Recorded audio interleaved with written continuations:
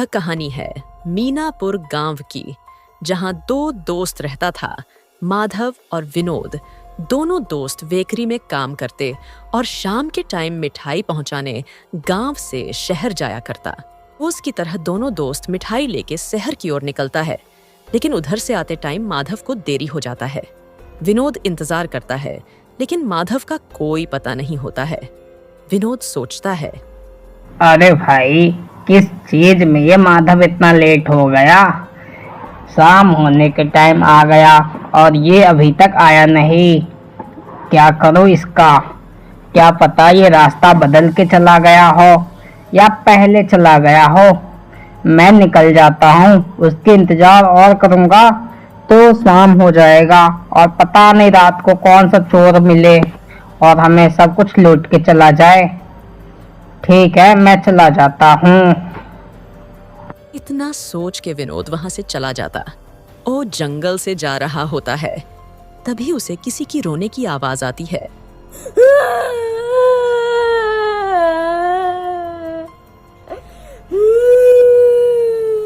विनोद गाड़ी रोकता है और आवाज की ओर बढ़ता है। कुछ दूर पर उसे एक लड़की बैठी दिखाई देता है। वह जाके पूछता है, तुम कौन हो? यहाँ पे क्या कर रही हो? मैं शीतल हूँ। यहाँ क्या कर रही हो? मैं रास्ता भटक गई हूँ, पर तुम कौन हो? मैं मिठाई डिलीवरी का काम करता हूँ। इधर से ही मैं गांव से शहर जा रहा था। चलो, मैं तुम्हें मेन रोड तक छोड़ देता हूँ। ठीक है। विनोद शीतल को सड़क तक छोड़ देता है। माधव और विनोद मिलता है अगला दिन। अरे भाई माधव, तुम इतना देर कल किस काम में लगा दिया था? अरे भाई, कल मुझे जरूरी काम में याद आ गया था। मैं इसी चीज में थोड़ा सा देर हो गया था। चलो ठीक है, फिर आज शाम को फिर से जाना है। इतना बोल के विनोद चला जाता है। दोपहर को दोनों दोस्त शहर की ओर बढ़ता है, लेकिन उधर से आते टाइम फिर माधव का कोई अता पता नहीं होता। अरे वाह, ये राजा साहब तो आज भी लेट है। कल इसका इंतजार करते करते मेरे को बहुत लेट हो गया था। आज देर न हो जाए, इससे पहले चला जाता हूँ। देर होने की डर से विनोद जल्दी चला जाता है। जंगल के रास्ते घुसते ही विनोद का गाड़ी बंद हो जाता है। हे भगवान, इतना रात होने वाला है और मेरा गाड़ी बंद कैसे हो गया? मुझे जल्दी से जल्दी इस जंगल से निकलना होगा। कुछ भी करके गाड़ी सही हो जाए बस। रात होने की डर से विनोद गाड़ी को धक्का देकर जाने लगता है। कुछ दूर जाने के बाद विनोद को शीतल दिखता है। गाड़ी को साइड में लगाकर शीतल से पूछता है, अरे शीतल, आज तुम फिर से रास्ता भटक गई हो क्या? अरे नहीं नहीं नहीं, मैं तो आपकी इंतजार कर रही हूँ। आपने कहा था मैं हर रोज इसी रास्ते से गुजरती हूँ। आज आप खुद लेट हो गए। अरे नहीं, आज मेरा गाड़ी खराब हो गया था, इसीलिए मैं धक्का मार के आ रहा हूँ। अरे, मुझे भी जाना था आपके साथ। शीतल और विनोद दोनों पैदल जाता है और रास्ते में बहुत सारे बातें करता है और दोनों रोज मिलने का वादा भी करता है। सुबह सुबह माधव और विनोद मिलते हैं। अरे भाई माधव, आज फिर से जाना है ना शहर की ओर। ऐसे करते हैं, आज थोड़ा सा लेट निकलते हैं। क्या होगा, ज्यादा से ज्यादा रात ही होगा ना। इतना बोल के विनोद चला जाता है, लेकिन देर से जाने की बात सुनकर माधव को आश्चर्य होता है। अब दोनों दोस्त घर से निकलता तो एक ही समय, लेकिन उधर से शीतल से मिलने के चक्कर में आते अलग अलग। लेकिन एक दिन माधव सोचता है, विनोद क्या गेम खेल रहा है मेरे पीठ पीछे? जरूर दाल में कुछ काला है। ये जाता तो मेरे साथ है, लेकिन आता बहुत समय बाद। आज मैं इसका पीछा करूंगा, फिर देखता हूँ ये कहाँ कहाँ जाता है। उसी दिन माधव अपना काम जल्दी खत्म करके उधर से आते टाइम विनोद का पीछा करता है। विनोद जंगल के बीचों बीच गाड़ी लगा के जंगल के अंदर जाता है। माधव भी उसका पीछा करता है। विनोद शीतल को बैठी देख वो भी जाकर बैठ जाता है और दोनों बात करता है। माधव को शीतल दिखाई नहीं देता है।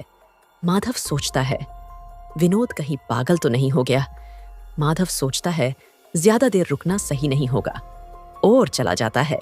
माधव सुबह सुबह विनोद के घर पे जाता है और विनोद की माँ को कहता है, अरे चाचे, आप ना विनोद को एक डॉक्टर से दिखाओ, कहीं उसका दिमाग तो खराब नहीं हो गया है ना। तभी उधर से विनोद आता है और कहते हैं, अरे ओ माधव, क्या बक रहा है तुम्हारा दिमाग तो सही है ना? अरे हाँ विनोद, मेरा दिमाग सही है, लेकिन तुम बताओ, तुम जंगल में रात को अकेले क्या कर रहा था? अरे नहीं भाई, वहाँ पे मैं अकेले नहीं था। वहाँ पे मेरे साथ एक शीतल नाम की लड़की रहती है। वो मुझसे रोज वहीं पे मिलती है। अच्छा विनोद, तो तुम्हें क्या लगता है कि मैं तुमसे जलता हूँ उस लड़की के चक्कर में? अरे बेवकूफ, मैं सही बोल रहा हूँ, वहाँ पे कोई नहीं था। अगर तुम्हें विश्वास नहीं है तो चल के देखते हैं। दोनों दोस्त उसी जंगल जाने लगता है, पता करने की कहीं माधव सच तो नहीं बोल रहा है। जंगल में जाने के बाद उसे एक बाबा पे नजर पड़ता है। विनोद बाबा से पूछता है, ए बाबा, आप कोई शीतल नाम की लड़की को जानते हो क्या? वो इधर ही मिलती है। अरे बेटा, तुम उस मनोज की नाम मत लो। अरे बाबा, वो मनोज नहीं है, वो मुझसे प्यार करती है। अरे नहीं, वह एक शैतान है जो बहुत सारे लड़के को प्यार की झांसा में लेके अमावस्या की रात को मार देती है। अरे नहीं बाबा, वह एक लड़की है जो मुझे मिलती है। अरे नहीं बेटा, मैं तुम्हें उसकी कहानी सुनाता हूँ। आज से 50 साल पहले उस शीतल ने रास्ता भूल गई थी, जिसे 4 लड़कों ने बोला था मैं तुम्हें रास्ते बताता हूँ, लेकिन वह उसे इस जंगल में अतला के रेप करके मार दिया था। तब से वह लड़की अमावस्या की रात के लिए एक लड़के को अपने जाल में फंसाती है और उसे उस अमावस्या की रात को मार देती है।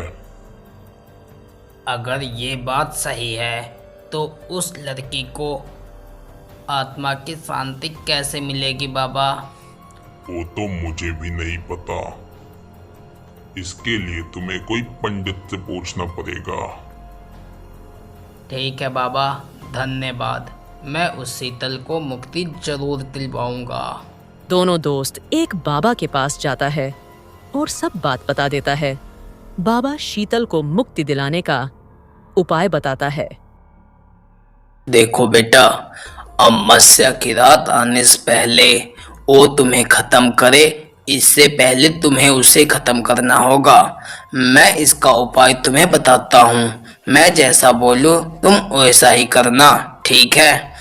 मैं तुम्हें एक पवित्र सिंदूर दूंगा, उससे तुम्हें एक गोल घेरा बनाना होगा। वहाँ पे तुम्हें शीतल की आने से पहले वहाँ पे जाके ये सब तैयारी करके रखना होगा, और जैसे ही शीतल आए तुम उस रेखा से निकल के मैं तुम्हें एक गंगा जल दूंगा, उसे उस घेरे के अंदर फेंक देना।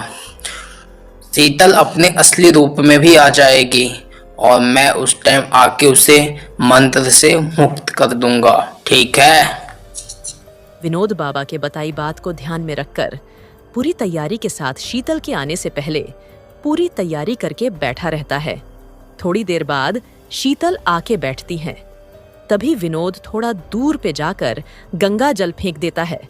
शीतल अपना असली रूप में आती है और बाहर निकलने की कोशिश करती है, लेकिन बाहर नहीं निकल पाती है। तब शीतल गुस्सा में बोलती है, तुम्हारा हिम्मत कैसे किया मुझे धोखा देके इस घेरे में कैद करने की? तुम इसी वक्त मुझे यहाँ से बाहर निकलवाओ, अगर मैं खुद से निकल गई तो मैं तुम्हें जिंदा खा जाऊंगा। तभी ओहा पर बाबा आता है और बोलता है, शीतल, अब तुम शांत हो जाओ। अब तुम्हारा समय आ गया है इस दुनिया को छोड़ के जाने का। तभी मंत्र पढ़ता है और शीतल की आत्मा बाबा के लौठा में चला जाता है। बाबा, माधव और विनोद वहां से चला जाता है।